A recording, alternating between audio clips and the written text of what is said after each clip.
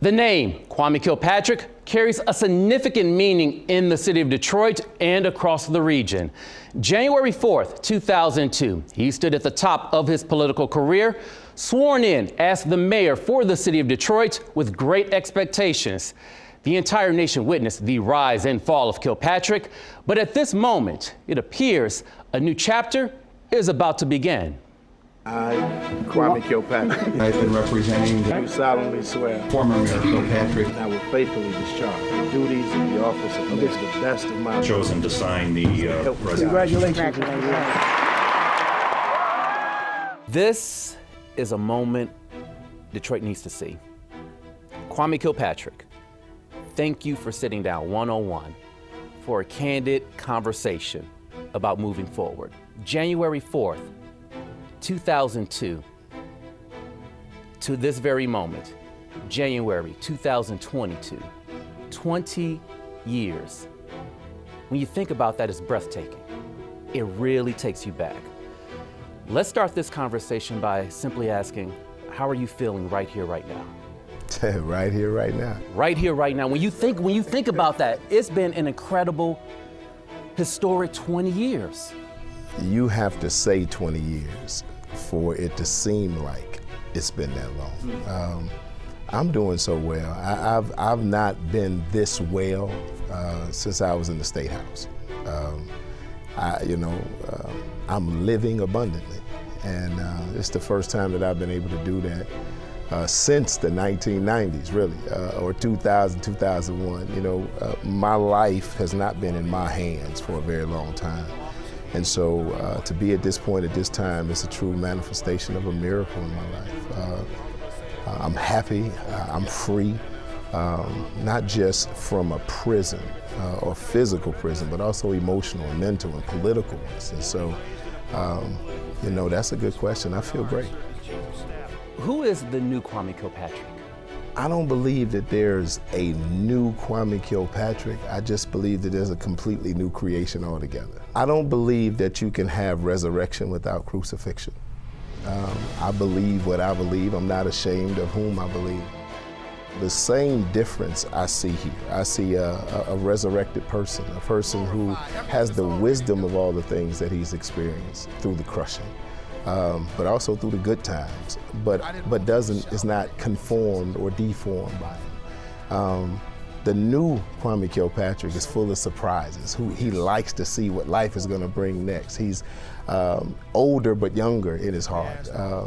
He's a citizen of the world and not just of Detroit. Just so you know, I was in solitary confinement for 225 days.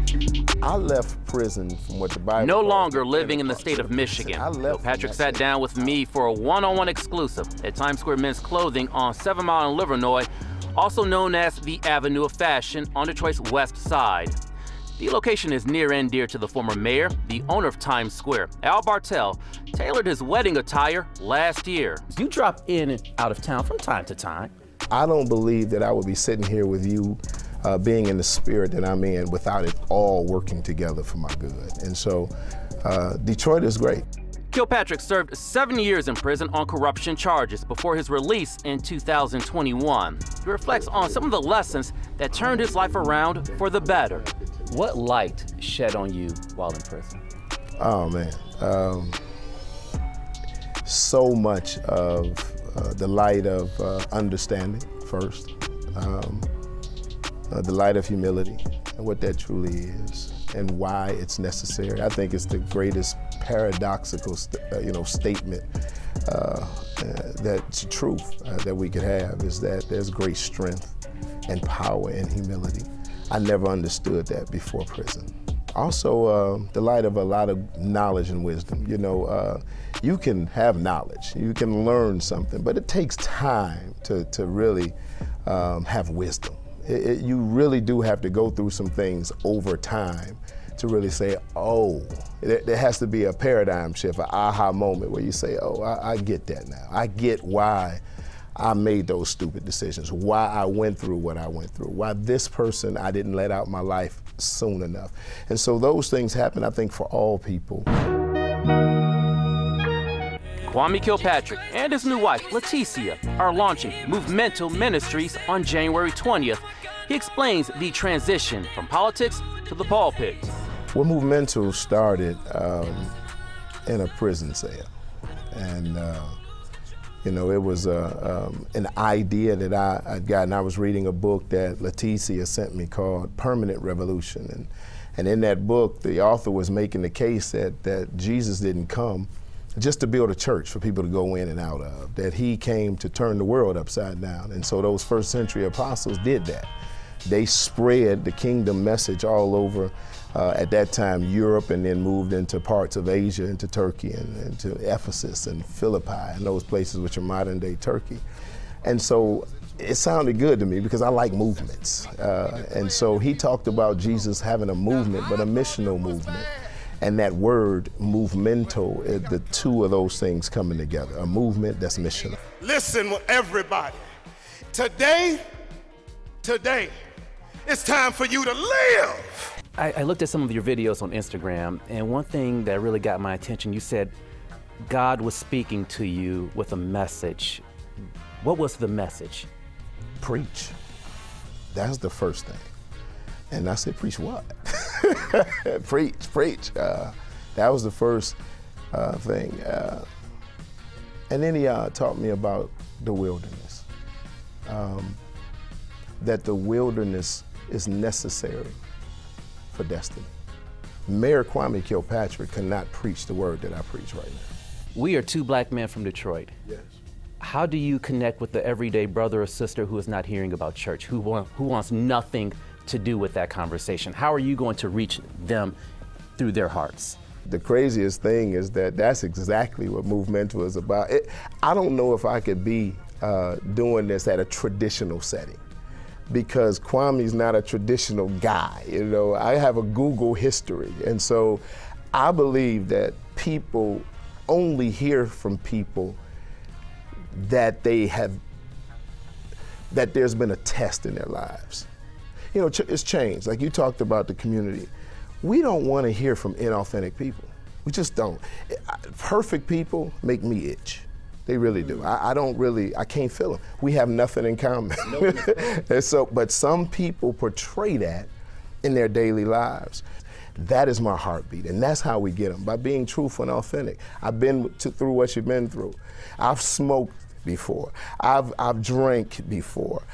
We know some of the issues that I've had in the public press, but I don't do any of that now. And it's not because I got perfect. It's because I met truth. This conversation is far from over. Coming up after the break, Kwame Kilpatrick shares his new perspective on the media, moving forward, and the man who got him out of prison with the stroke of a pen, former President Donald Trump.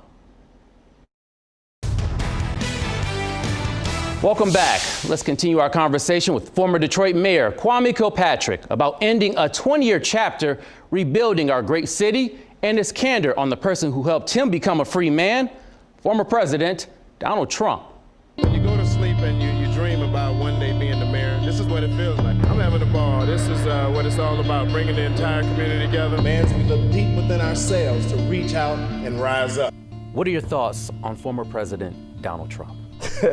Well, I'm twofold on that. And, I'm just actually onefold. I don't believe there's a greater thing that you could ever do for anybody than to set them free. Whether that's from a physical prison or emotional one or a mental one, I don't care what it is.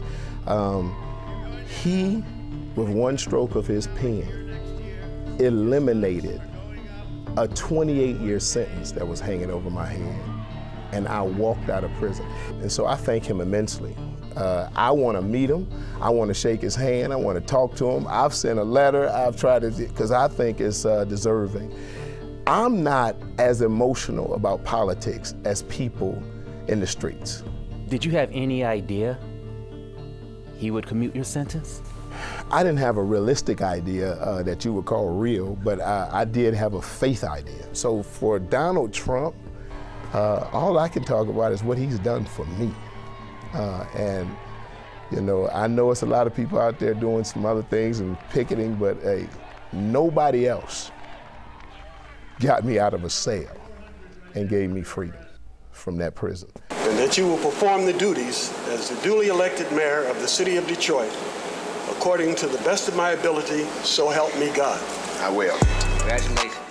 Kwame Kilpatrick served as mayor of Detroit from 2002 until he resigned from office in 2008. Then his corruption trial would follow, sending him to prison for 28 years. The scandals, flashy lifestyle, his affair becoming public, all played a role in the fall of his political career. I lied under oath at a civil deposition for the Brown Netherthorpe lawsuit on October 11, 2004 in the city of Detroit.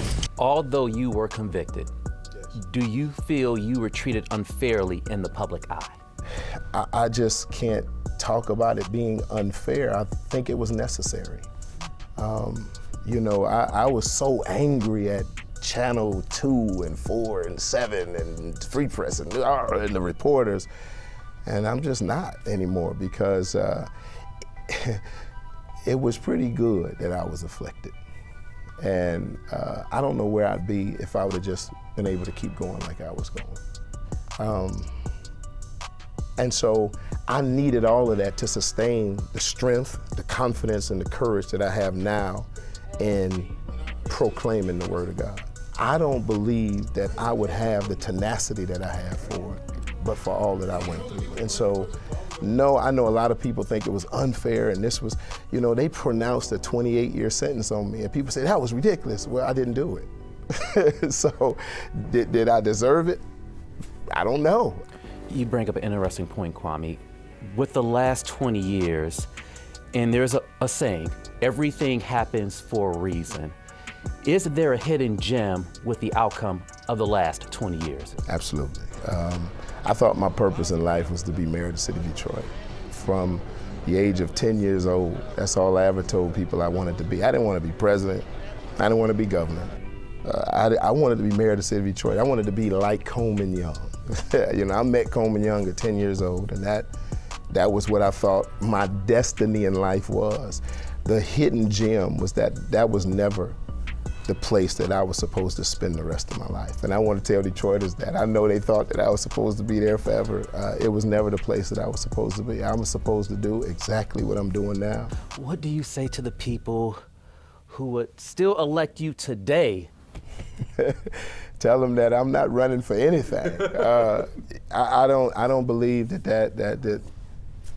that's where he has me. I would rather them. I would rather do some workshops on how we need to have less emotion during the electorate process and really understand that politics is a contact sport and what that means and how we engage it. What are your thoughts on gentrification in our city? Gentrification. It's a topic right now. It is. The issue is the involvement of the people who've been here. It's not really who's coming. It's the people that's been here the whole time wanting to be a part of the movement forward. The people on Carter and Joy Road and Puritan and Wyoming and Finkel. Hey, East Side Drive. Yeah, right. East Side too? Yeah. Okay, got to do something. Grass shit. Cashew. I got to throw some East Side. Harper. Yeah, let's throw some East Side. Van Dyke. Okay, I had to throw some East Side. I'm sorry, East Siders, but you know where I'm from. You know? Yeah, Dexter, Linwood. Right. So, but the people from those areas, they are so excited to see what's going on in Detroit, and they just want to be a part of it. And I think that is the balancing act of growth. I see a lot of the things that Coleman Young and Dennis Archer and Kwame Kilpatrick put in place in this town, as far as a footprint and a blueprint and a foundation of development is really manifesting right now. And so right here on Livernois, you know, this is an amazing outgrowth of conversations that were held in the office and what we should do and all this, and to see it now is absolutely dynamic. Kilpatrick and I wrapped up our conversation with this exchange of dialogue. The name Kwame Kilpatrick is a powerful, polarizing discussion. How do we bring closure to this discussion to end this 20-year chapter so you can move on? Because you are a human being, you are doing something new with your life. And for anyone who's on opposite end, for you, against you, bring this to a closure and we can move on. And so I need people to understand that love me, I'm all right. I mean, thank you for your prayers, because I'm all right. And those people with the vitriol, it's not me that you're mad at. It's not. And what we need to do is try to figure out how we heal the hearts of those people. This can't still be about a mayor guy. It has to be about you now, and how you move from where you are now to where you truly believe you gotta be. That's how we move forward. This is a long time coming. And I just want you to know it's a miracle for me to be sitting here talking to you right now. I'm, you know, according to the courts, I should be in a cell right now. And so if you can't see that things have changed after seeing this interview, you just can't see. The one and only Kwame Kilpatrick. He currently lives in the state of Georgia, where he is planning to launch Movemental Ministries on January 20th. We'll have a link on our website at fox2detroit.com. Josh Landon, Fox 2 News.